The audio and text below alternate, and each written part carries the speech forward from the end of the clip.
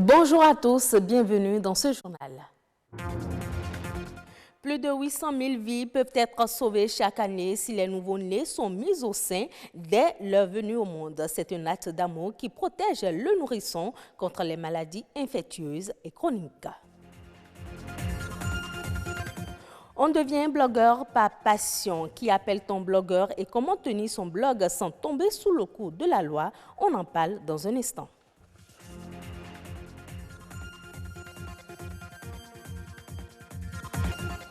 C'est un style vestimentaire incontournable de la mode. Le jean troué ou destroy est adopté de nos jours non seulement par les jeunes mais aussi les adultes. Zoom sur cette tendance dans cette édition.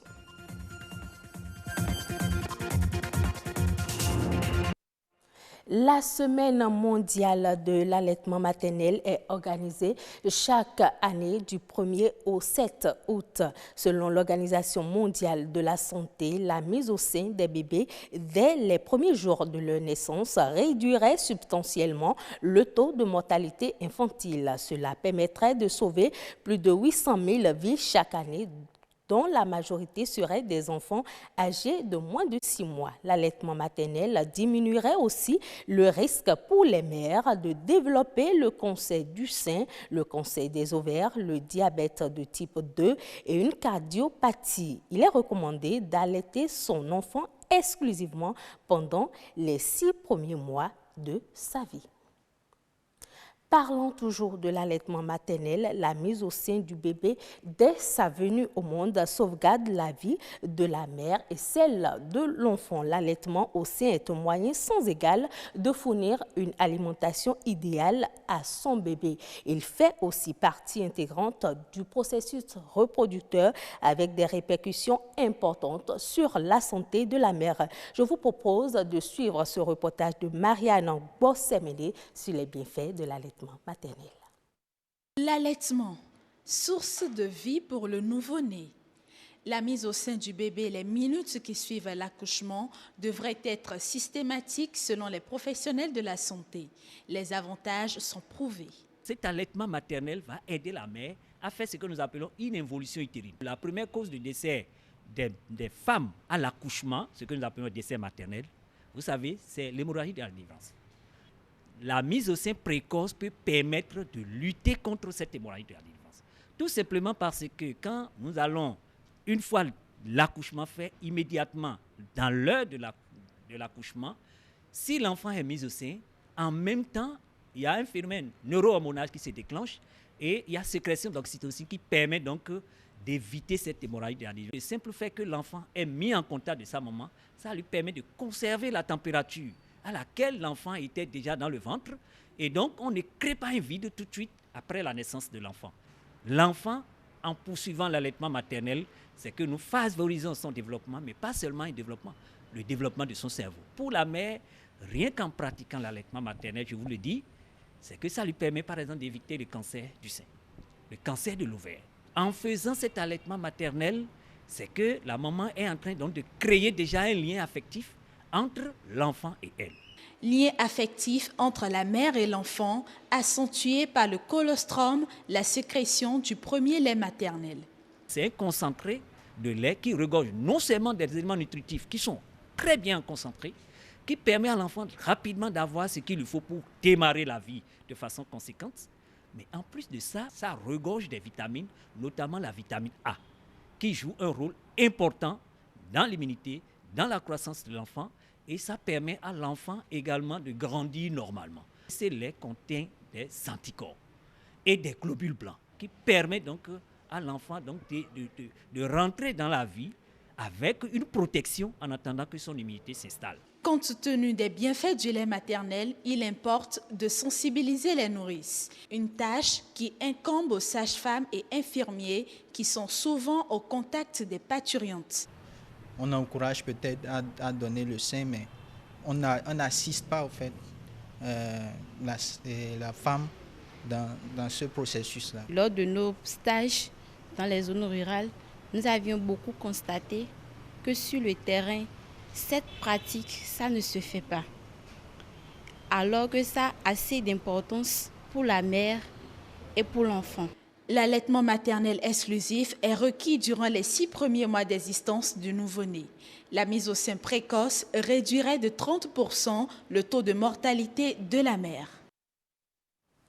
On change de registre, animer un blog vous confère le titre de blogueur. Mais savez-vous qu'une fausse information peut s'avérer dangereuse pour la société? Au Bénin, le Code du numérique a prévu des lois pour sanctionner les fausses nouvelles. Quel est le rôle d'un blogueur et comment éviter de tomber sous le coup de la loi? Emmanuel Goncet est un jeune blogueur. Il nous en parle au micro de Firmin Torreillon et Lazare Migan.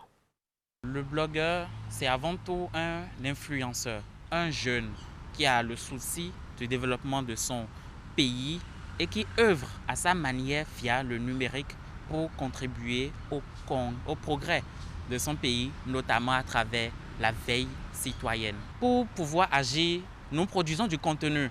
Nous avons des images que nous concevons, des caricatures qui portent des messages précis, des messages qui s'adressent à nos cibles, à savoir les jeunes. Parce que pour les impacter davantage aujourd'hui, ils sont présents sur les réseaux sociaux. Ils sont sur Facebook, ils sont sur WhatsApp. Donc, par où mieux les atteindre, c'est là où ils se trouvent.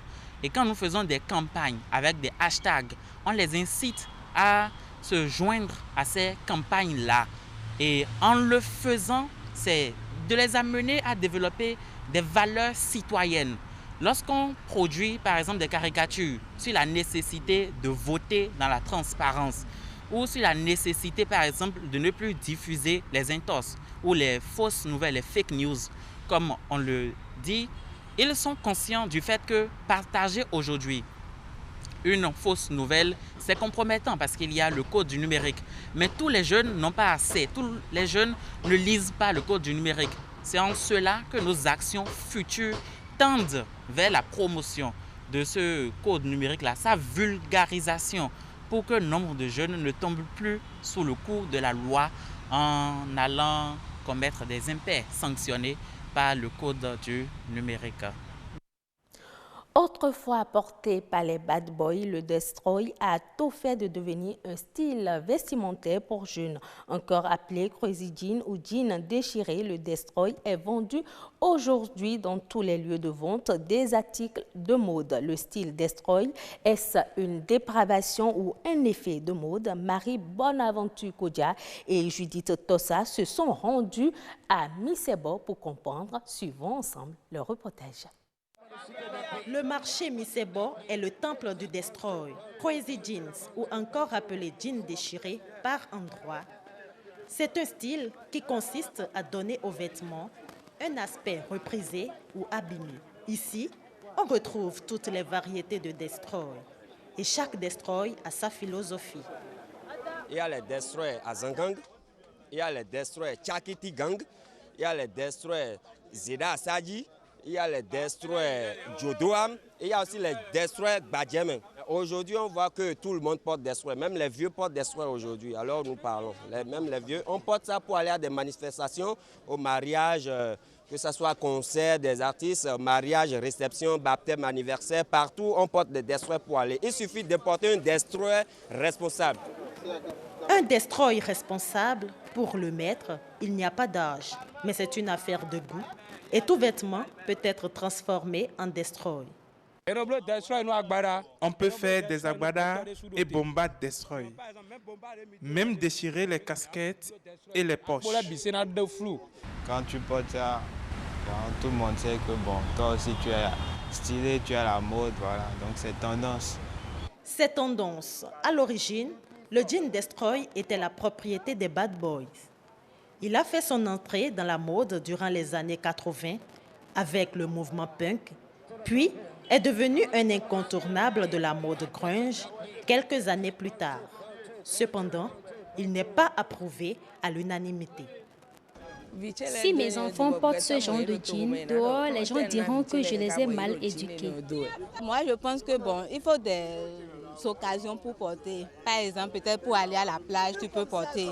Mais porter ça, sortir, aller à l'église, ça ne reflète pas trop une bonne image de nous-mêmes. Si tu es quelque part ou bien il y a braquage, c'est toi qu'on va d'abord accuser. On a une pensée négative d'eux. Ces pensées négatives que peuvent avoir certains n'empêchent pas d'autres d'accentuer les déchirures. Les jeans sont donc lacérés à l'achat ou subissent des transformations par les clients eux-mêmes. Au marché, le client est roi. D'autres viennent et disent « Déchirez-nous ce jean comme ceci, comme cela ». On exécute. Quand c'est trop osé, on refuse. Ça, c'est un destroy simple. D'autres veulent plus déchirer et on le fait.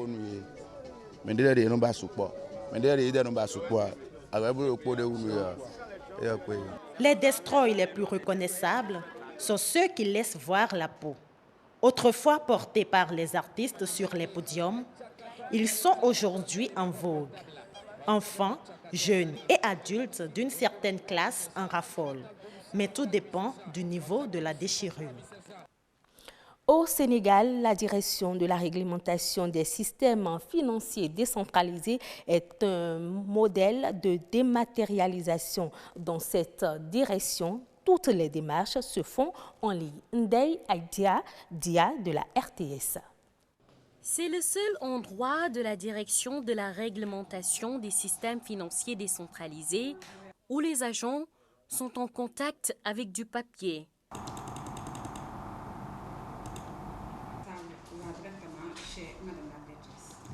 Passé l'étape du scanner, les documents sont disponibles. La directrice peut désormais l'imputer au service concerné. Une mutuelle qui s'appelle Mectrans qui m'a envoyé sa situation du mois de juin. Je l'impute à Amar, qui est le chef de division. Vous allez voir que le courrier va partir en moins d'1 minute. 300 structures de microfinance réparties sur tout le Sénégal. Donc, vous imaginez un peu le volume d'informations que nous collectons régulièrement, parce que pour faire la supervision, il faut de l'information. Donc, le nombre de SFD concernés, mais surtout la dimension de l'étendue des SFD sur le territoire. Donc, tous ces aspects nous ont poussés à développer des outils nous permettant de pouvoir prendre une décision rapide. Toutes les informations relatives au système financier décentralisé sont stockées dans la machine.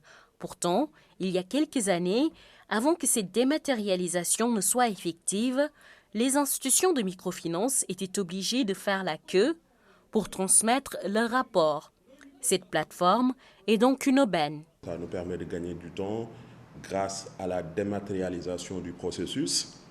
Ça nous facilite l'archivage parce qu'on a accès plus facilement aux divers documents. Ça nous fait des économies de papier parce que nos rapports sont quand même souvent très volumineux.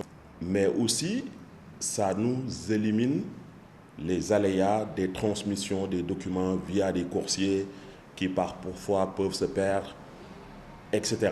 Une administration avec zéro papier, c'est le credo de la direction de la réglementation des systèmes financiers décentralisés. Rationalisation des dépenses, gain de temps sont quelques avantages de cette dématérialisation. Depuis 2014, la DRS met en œuvre cette recommandation du chef de l'État. C'est un projet qui tient à cœur le chef de l'État, un élément de la modernisation de l'administration, mais qui peut nous rapporter beaucoup en termes d'efficacité, d'efficience et de gestion du temps et surtout de maîtrise des coûts. On va se passer de tout ce qui est papier, encre et autres. Et donc, nous, au niveau du ministère des Finances et du Budget, nous avons très tôt compris la nécessité d'aller vers ça. La direction de la réglementation des systèmes financiers et décentralisés est aussi consciente que dématérialisation doit rimer avec sécurisation des données. Dans un contexte de cybersécurité et de piratage tout azimut, les systèmes d'information doivent faire l'objet d'une attention particulière. Assurance de la directrice, tout est mis en œuvre pour cela. Ce sera tout pour cette édition. Merci de l'avoir suivi. Prochain rendez-vous de l'information, 19h45.